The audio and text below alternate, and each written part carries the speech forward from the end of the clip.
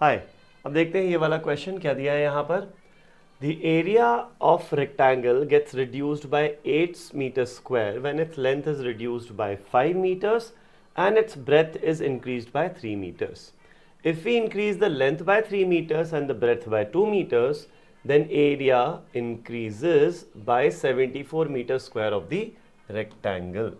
ठीक है भाई, तो यहाँ पर हमें लेंथ और विड्थ निकालना है रेक्टेंगल का। सो लेट अस अज्यूम के length is L and the width is B metres. L और B मीटर्स है हमारे पास रेक्टेंगल की लेंथ और विड्थ। तो जो इनिशियल एरिया है,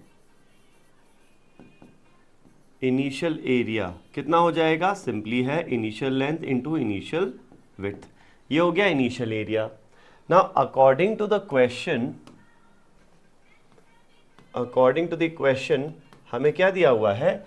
अगर लेंथ बढ़ जाए कितना और रादर कम हो जाए, length is reduced by 5 metres and the breadth is increased by 3 metres, तो जो नई लेंथ है वो हो जाएगी L-5 और जो विड्थ है वो 3 मीटर बढ़ जाएगी, तो नई विड्थ हो जाएगी B+3। तो ये नई लेंथ है और ये नई विड्थ है, तो जो नया एरिया हो जाएगा वो इन दोनों का प्रोडक्ट हो जाएगा। तो new length into new width is the new area and the new area is 8 meters square less than the original area. So this is original area से 8 स्क्वायर मीटर कम कर दो इसको, ठीक है। So the new area is this। अब इसको simplify कर लेते हैं अपन। तो L into B, L into +3 is +3L, -5 into B is -5B, -5 into 3 is -15, जो कि हो जाएगा L इंटू बी -8, है ना। तो L into B cancel out, ये आएगा यहाँ पर 3L -5B is equal to -15 तो जाएगा +15 और -8, ये बचेगा 7। ये हो गई हमारी पहली इक्वेशन, ठीक है। लेंथ और विड्थ में ये हमारी पहली इक्वेशन आ जाती है। अब देखो सिंपल सी बात है, दो वेरिएबल हैं तो दो इक्वेशंस भी होनी चाहिए। तो दूसरी इक्वेशन कैसे आएगी वो देखो आगे क्या दिया हुआ है।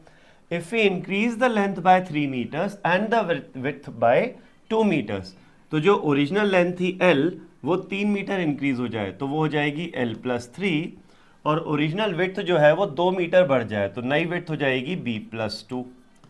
तो अब जो नया एरिया है वो इंक्रीज हो जाएगा 74 से, तो नया एरिया हो जाएगा इन दोनों का प्रोडक्ट, ये हो जाएगा 74 more than the old area. Old area कितना था? L इंटू बी था। होपफुली ये समझ में आ रहा है आपको। तो अब यहाँ पर क्या कर दें, सिंप्लीफाई कर लेते हैं। L into B +2 into L is 2L, +3 into B is 3B, +3 into 2 is 6, which is equal to LB +74। LB cancels out, ये आ जाएगा 2L + 3B is equal to 74 में से 6 जाएगा 68। ये हो जाती है आपकी सेकेंड इक्वेशन,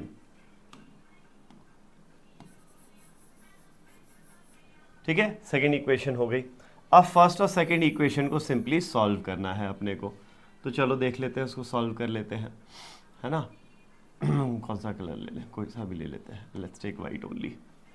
तो अब यहाँ पर +3 भी दिख रहा है और -5 भी दिख रहा है, तो फर्स्ट इक्वेशन को मैं 3 से मल्टीप्लाई करता हूँ, b एलिमिनेट कर रहे हैं हम, तो ये हो जाएगा 9L -15B is equal to 21, और सेकेंड इक्वेशन को करता हूँ 5 से मल्टीप्लाई, तो ये हो जाएगा 10L + 15B is equal to 5 into 68 is 300 + 40 340, ठीक। अब इन दोनों इक्वेशंस को अपन ऐड कर देते हैं। 9L + 10L हो जाएगा 19L, ये तो कैंसिल आउट हो गया, इज इक्वल टू 340 + 21 361 हो जाएगा। अब 361 होता है 19 का स्क्वायर, तो L आ जाएगा 361/19। ये 19 का स्क्वायर है तो ये कैंसिल आउट होगा, 19 से बचेगा सिर्फ 19। तो जो लेंथ ऑफ द रेक्टेंगल है, लेंथ ऑफ द रेक्टेंगल कितना आ जाता है? 19 आ जा रहा है। तो सिमिलरली विड्थ कितना आ जाएगा? अब लेंथ 19 आ गया तो विड्थ के लिए आप एक काम करो, ये वाली इक्वेशन यूज कर लो। तो क्या करोगे यहां पर 2 इंटू 19 इज 38, 38 इधर माइनस करोगे 68 माइनस 38 हो जाएगा 30, तो 3 भी आ जाएगा कितना 30। अब 3 भी अगर 30 आ गया तो b की वैल्यू कितना आ जाएगी 10 आ जाएगी सिंपली।